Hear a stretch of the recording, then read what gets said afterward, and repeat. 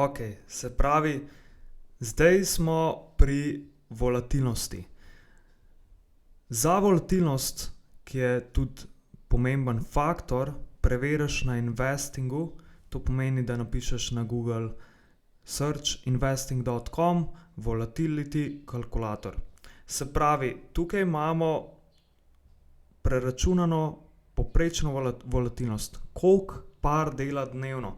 Se pravi, nam pokaže v procentih in tudi v pipih. In če pogledamo za avstralski dolar proti kanadskemu dolarju, dela približno 80 pipov in to je 0,87%. Zdaj, če te zanima kaj bolj v detajle, imaš tukaj spodaj, koliko dela približno po dnevih, koliko dela vsako uro, po svečkah seveda, in koliko dela po dnevih tudi tukaj v ponedeljek, v torek, sredo, četrtek, petek. Zdaj, kar obsega pojem volatilnost za forex in za nas traderje, imaš tudi tukaj razloženo. Jaz ti bom bistvo povedal, kar rabiš dejansko vedeti, zato da ne rabiš vseh teh stvari brati. Bistvo pa je, da znaš razbrati iz te tabelice. Zdaj, če gremo, na primer, tukaj imam že odprtega funt proti jenu in je danes naredil, ura je 10:57, je naredil 1,24%. In če pogledamo tukaj, funt proti jenu, to je, se pravi, je šel majčkeno preko svojega povprečja. Se pravi, naredil majčkeno več kakor 188,4 pipe. In če pogledamo na graf, tega sem tudi trgoval. Če pogledamo na graf, je malenkost presegel svoj povprečje. Zdaj zaradi tazga močnega šusa znajti še malo dol, ampak nam pa je bistvo, da ne gremo kot trgovalci po vsem tem, kar je že naredil, šele noter. Ampak da probamo iti pred tem v trade. Zaradi tega, ker če gremo po temu, je večja verjetnost, da se bo trg obrnil. Oziroma, da bo mogoče miroval. In na koncu smo cel dan trpljenja in živcev izgubili, da smo čakali ta trade, mogoče, če bi bil jutri bolj potencialen.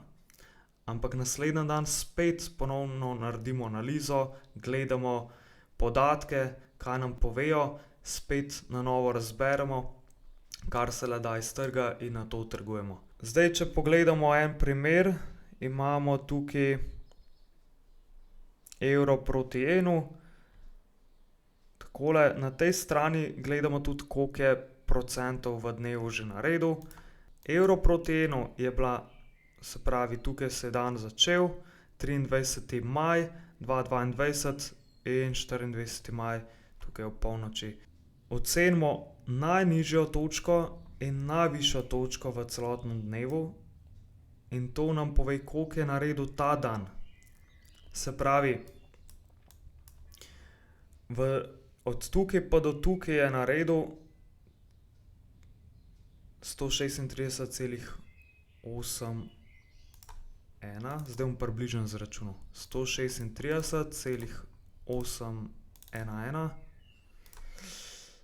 minus 134,666 minus 134,666 je enako, zdaj tisti, ki še ne znate očitati, koliko je to pipov, predlagam, da si pogledaš video, kjer Luka opiše in razloži, kako razumeti in očitati pipe.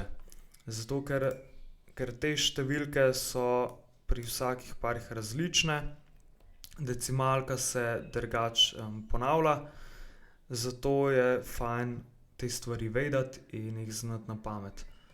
Sčasoma tudi pride to že v glavo avtomatsko, ampak kot vidimo iz kalkulatorja, je to 214 pipov. In zdaj, če pogledamo Forex Volatility kalkulator, vidimo, da evro proti jenu dela v povprečju 151,37 pipa. To je 1,17% dnevno. Zdaj pač en dan več, en dan manj, nima veze. Zdaj, kar ti hočem jaz povedati, kar se lahko naučiš iz tega, je to, da ko dosežemo 151 pipov, to je verjetno bilo kje tukaj, potem zna biti večja verjetnost, da bo trg se obrnil. Zdaj, če imamo še vedno tukaj kazalce na 15-minutnem grafu in na recimo 4-urnem grafu, da je verjetno, da se bo cena nadaljevala, potem nastavimo buy orderje in gremo s trendom. Ampak kot vidimo tukaj, ko smo dosegali 214 pipov, se je cena obrnila konec dneva in z novim dnevom je cena nadaljevala v smeri bearish. In seveda je prišla do cirka 151 pipov. Naša naloga kot trader je, da odčitamo trend in probamo v začetku dneva oziroma v London seji ali pa v New York seji, ko še par ni naredil celotnega povprečja, kakor naredi dnevno, da probamo iti v trg. Zdaj, če gremo še en par pogledat, ki sem ga tukaj označil, novozelandski dolar proti ameriškemu dolarju. Imamo tukaj, recimo gremo na 4-urni graf, da vidimo še malo iz druge perspektive. Se pravi, 4-urni graf nam kaže, da par vse skupaj po dnevu ni nič naredil. Od tukaj pa do tukaj približno. Gremo na 15-minutni graf. Se pravi, najnižja točka in najvišja točka, to je 413, približno pa 365. 413 minus 365 je približno 48 pipov. In če pogledamo ponovno na Forex Volatility kalkulator, gremo na novozelandski dolar proti dolarju in vidimo, da dela približno dnevno 80 pipov. Zdaj, kaj pa tukaj? Mogoče ta dan ni bil dober za trgovanje. Kot vidimo, je bila cena v range obliki, ampak če pa pogledamo graf tukaj, ja, graf gre s trendom in če trade ni potencialen bil ta dan, če nismo zaslužili ta dan, to še ne pomeni, da bo naslednji dan, da cena ne bi naslednji dan nadaljevala, zato trade pustimo tudi odprt. Tako da ja, važno je, kaj ocenimo. Če ni volatilnosti ta dan na trgu, je lahko naslednji dan.